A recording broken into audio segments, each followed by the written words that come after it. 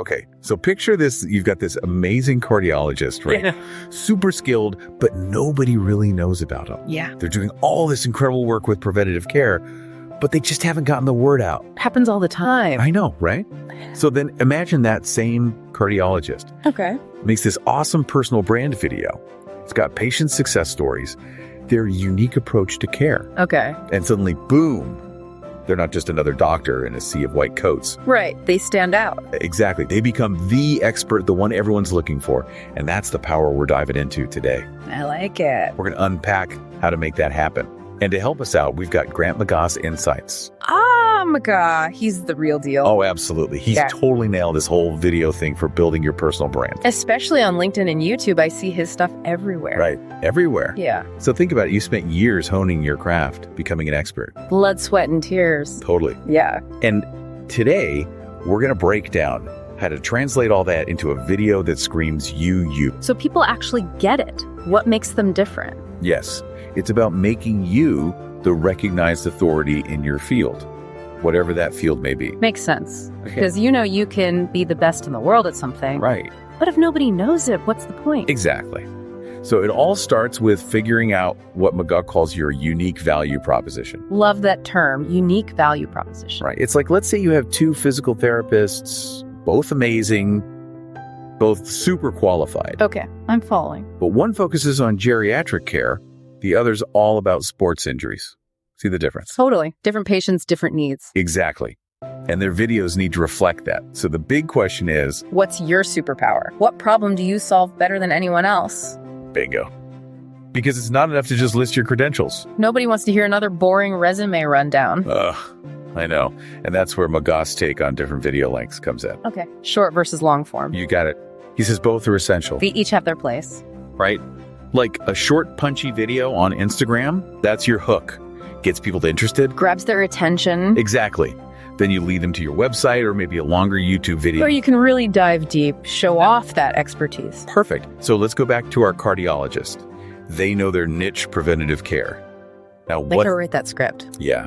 How do they translate their passion into something that hooks viewers right from the start? Here's an idea.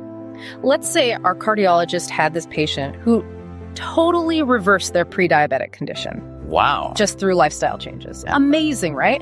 So open the video with that. Okay. Show the patient happy, healthy hiking with their family. Bam.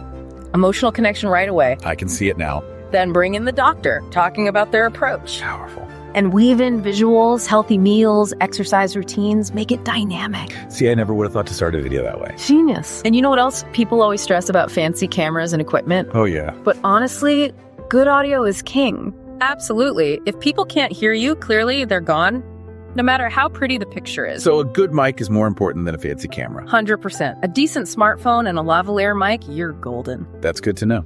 So audio's covered, stories nailed. What about the visuals themselves? Okay, so we're talking preventative cardiology, right? Yep.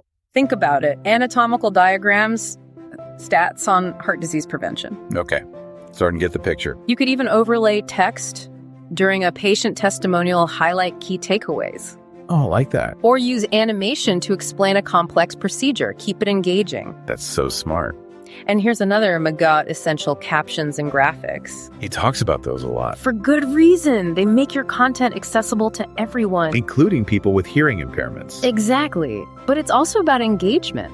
Okay, how's that? Think about someone scrolling through their feed on mute. Yeah, it happens all the time. A strong graphic or a well-timed caption. That's what makes them stop and watch. It's like those recipe videos. They show you every step, even if you can't hear. Exactly. Visual storytelling. Love it.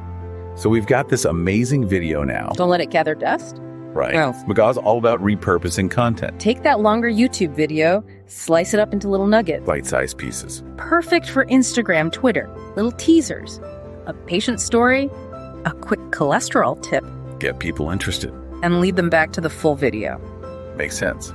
So we've covered the story, the platforms, but how do we know if it's actually working? Gotta track those metrics. Okay. Beyond just view counts. Yeah. Are people commenting, sharing, dig into the analytics? See what's resonating. Are they finding your video through search, or are they coming from social media shares? That tells you what's working. And what needs tweaking? So it's not a one and done thing. It's a process. This has been so insightful. So to sum it all up. It's not about vanity. Right. It's about showcasing your expertise, building trust. Becoming that go-to expert. The leader in your field. Think about something you're really proud of in your work. How can you bring that to life visually in a way that really connects with people? That's the challenge. And the opportunity. Awesome stuff. Food for thought, for sure. Absolutely. Thanks for breaking it all down. My pleasure.